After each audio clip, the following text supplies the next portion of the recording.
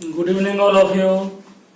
तो चलिए आज स्टार्ट करते हैं चैप्टर 3 बीएसटी का private public and global enterprises, है ना। इससे पहले हम लोग, है ना, जो चैप्टर 2 पढ़ चुके हैं फॉर्म्स ऑफ बिजनेस ऑर्गेनाइजेशन।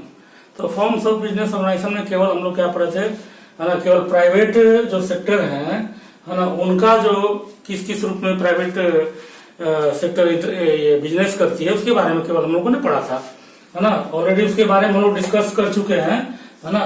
तो ये तो चूंकि, है ना, इसका पार्ट है, इसीलिए इसको, है ना, आप लोग को जानना चाहिए। प्राइवेट सेक्टर, है ना, का 5 फॉर्म हम लोग करते थे।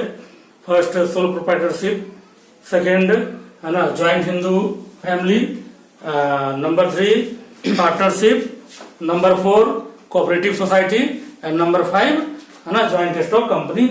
ये प्राइवेट फॉर्म जो बिजनेस, है ना, जो करती थी। क्लियर। अब इसके बाद हम लोग, है ना, जो पढ़ना हम लोग को पब्लिक, है ना, ये और ग्लोबल इंटरप्राइजेज। तो गवर्नमेंट जो है, पब्लिक सेक्टर में कौन आती है? गवर्नमेंट, है ना। यानी कि पब्लिक कंपनी मत समझिएगा। पब्लिक सेक्टर का मतलब होता है कि गवर्नमेंट जो बिजनेस जो डिफरेंट फॉर्म में करती है, जो बिजनेस के एक्टिविटी में एक्टिविटी जो ऑपरेशन होता है उसमें जो गवर्नमेंट, सेंट्रल गवर्नमेंट या स्टेट गवर्नमेंट जो पार्टिसिपेट करती है, जो डिफरेंट फॉर्म में बिजनेस करती है ना, उसी का को नाम दिया जाता है ना, पब्लिक सेक्टर दिया जाता है। पब्लिक सेक्टर यानी कि गवर्नमेंट जो है ना, 3 प्रारूप में, कितने प्रारूप में? 3 प्रारूप में आपका बिजनेस करती है।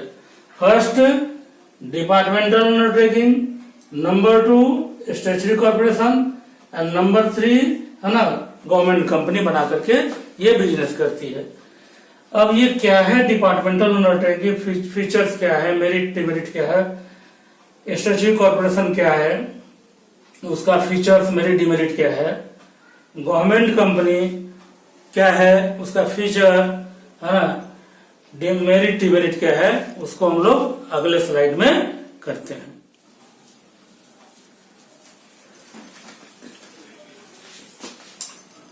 पब्लिक सेक्टर का जो फॉर्म्स है, हम लोग उसका क्या 3 देखे लास्ट स्लाइड में। हम लोगों ने देखा कि डिपार्टमेंटल अंडरटेकिंग, स्टैट्यूटरी कॉर्पोरेशन और गवर्नमेंट कंपनी।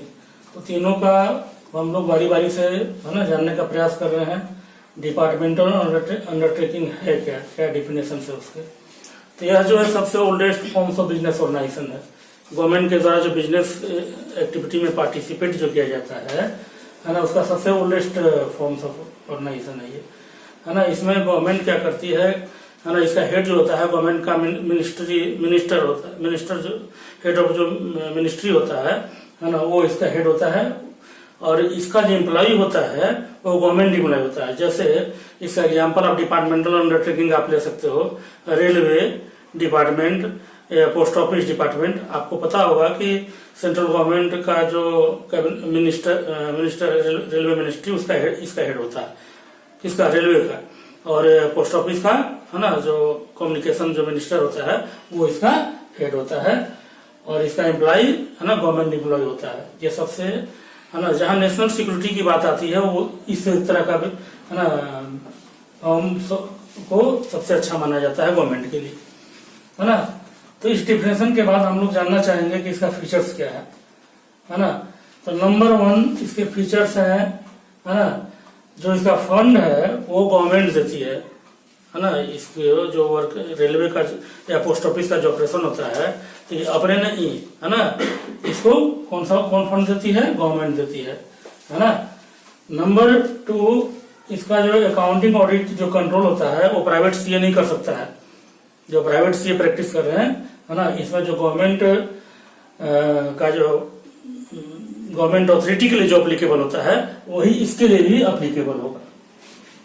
नंबर सी, है ना, एम्प्लॉय जो होता है, तो ऑलरेडी बताया डिफिनेशन में ही कि इसका एम्प्लॉय गवर्नमेंट एम्प्लॉय होता है। जैसे रेलवे में जो भी वर्क कर रहे हैं, पोस्ट ऑफिस में जो भी वर्क कर रहे हैं वो क्या होते हैं? गवर्नमेंट एम्प्लॉय होते हैं।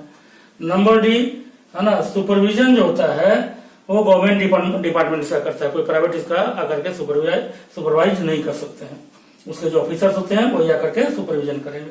एंड लास्ट इसका फीचर, है ना, ये जो है अकाउंटेबल किसके लिए है? जो मिनिस्ट्री है, जैसे रेलवे जो है वो अपना है ना, रेलवे जो मिनिस्ट्री है उसके लिए, पोस्ट ऑफिस जो है जो कम्युनिकेशन मिनिस्टर है, मिनिस्ट्री है, उसके लिए अकाउंटेबल होगा। क्लियर? उसके बाद है इसके मेरिट्स, है ना। मेरिट्स क्या है भाई, है ना, this undertaking level to parliament, है ना, ये कोई भी एक्टिविटी इनका होगा, ये अच्छा परफॉर्म करते हैं, खराब परफॉर्म करते हैं, इनको पार्लियामेंट में इनको दिखाना होता है। आप देखते होंगे रेलवे का बजट पहले पेश होता है ना। अगर खराब होता है तो लोग विपक्ष वाले क्या करो, अपोजिशन क्या करते हैं, है ना, उंगली उठाते हैं, है ना। तो भाई मतलब पार्लियामेंट के प्रति आपको लेवल होना होगा, आपको सही सही रिपोर्ट देना होगा। मेरिट, फर्स्ट मेरिट इसका जो हुआ। नंबर 2, है ना, ये पब्लिक के लिए, है ना, हाई डिग्री ऑफ अकाउंटेबिलिटी, मतलब कहने का मतलब अगर आप रेलवे का सुविधा दे रहे हो तो आपकी ड्यूटी बनती है कि, है ना, प्रॉपर जो जिस रूट में है ना, रेल का जो ट्रेन है ना, ट्रेन का प्रबंध करें, है ना। ये नहीं कि जो आप ऑर्गेनाइज कर रहे हैं रेलवे का, अब शॉर्ट हो जा रहा है, रेलवे का भीड़ हो जा रही है ना, कम भी जा रहा है तभी भीड़, ज्यादा जा रहा है तभी भीड़, यानी कि आपका मैनेजमेंट या आपका एक्टिविटी ऑपरेशन आपका सही नहीं चल रहा है। नंबर C, है ना, रेवेन्यू जो है जो इससे जनरेट होता है रेलवे पोस्ट ऑफिस का, किसको जाता है? डायरेक्ट गवर्नमेंट के ट्रेजरी में जाता है। किसका जाता है? डायरेक्ट गवर्नमेंट का जो ट्रेजरी होता है वो वहां जाता है, और गवर्नमेंट अब उसका यूज जहां करे, तो डेवलपमेंट वर्क में यही करते हैं। नंबर D, है ना, जहां नेशनल, अभी बताया था आपको कि जहां नेशनल सिक्योरिटी का कंसर्न होगा, है ना, जैसे परमाणु ऊर्जा और जो है, अब तो खैर प्राइवेट सेक्टर भी आ रहा है, लेकिन ये सबसे सुटेबल माना जाता है कि इसको गवर्नमेंट ही करे, है ना, ज्यादा सुरक्षित रहता है ये। इसके डिमेरिट्स, है ना, अब जैसे फीचर जाना, मेरिट जाना, तो डिमेरिट भी इसका जान लीजिए। क्या है demerit? It did not provide flexibility. सबसे बड़ा है कि इसका कोई रूल लचीला नहीं है। क्यों रूल लचीला नहीं है? रिजिड है, जो एक बार बन गया, है ना, उसमें चेंजिंग नहीं आएगा, क्योंकि पार्लियामेंट से अप्रूवल लेना पड़ेगा, बहुत लंबा प्रोसेस है। क्लियर? नंबर B, जो हेड ऑफ डिपार्टमेंट जो है ना, उसका इंडिपेंडेंट डिसीजन नहीं ले सकता। क्यों? अप्रूवल लेना पड़ेगा पार्लियामेंट से। ये नहीं कि आप MD हैं तो डायरेक्ट डिसीजन ले लिए रेलवे के लिए, आप DRM हैं तो डिसीजन ले लीजिएगा, नहीं, आपको वहां से अप्रूवल लेना पड़ेगा, तब आप डिसीजन आप ले सकते हो। नंबर C, है ना, यह जो इंटरप्राइज है, जो करंट कोई अपॉर्चुनिटी मिलता है उसका फायदा नहीं उठा सकता है। क्यों? क्योंकि उसके लिए बहुत लंबा प्रोसेस है, वो जाएगा, है ना, वो परमिशन लेगा, है ना, वो भी परमिशन मिलेगा नहीं मिलेगा, तब तक आपका अपॉर्चुनिटी निकल गया। Number D, there is a lot of political interference, क्योंकि जिसका सरकार उसका इंटरफेरेंस, है ना। रेलवे जिसका गवर्नमेंट है, अगर अच्छा गवर्नमेंट है तो ठीक है, आपका बढ़िया से ट्रेन चलेगा, पोस्ट ऑफिस चलेगा, और नहीं तो, है ना, पता ही आपको डिफरेंट टाइप का स्कैम हुआ है ना, प्रीवियस में। एंड नंबर E, इसका जो है, this type of undertaking do not provide adequate service to customer, है ना। लेकिन कहता तो है कि ना, है ना, जो रेलवे और पोस्ट ऑफिस कभी कभी देखते हुएगा कि, है ना, पूजा स्पेशल ट्रेन अगर नहीं चले तो मारामारी, भीड़ का मारामारी होता है ना। मतलब कि देखिए बहुत प्राय ऐसा देखा जाता है, ऐसा नहीं कि मतलब बार बार, है ना, कभी कभी ऐसा देखा जाता है ना, कि ये कस्टमर को पर्याप्त सुविधा, है ना, एडिक्वेट सर्विसेज नहीं दे पाती है। ठीक है, तो अब जो 2 बच रहा है, कौन सा 2 बच रहा है? इसका स्टैट्यूटरी कॉर्पोरेशन और जो गवर्नमेंट कंपनी बच रहा है, उसको हम लोग नेक्स्ट स्लाइड में करते हैं।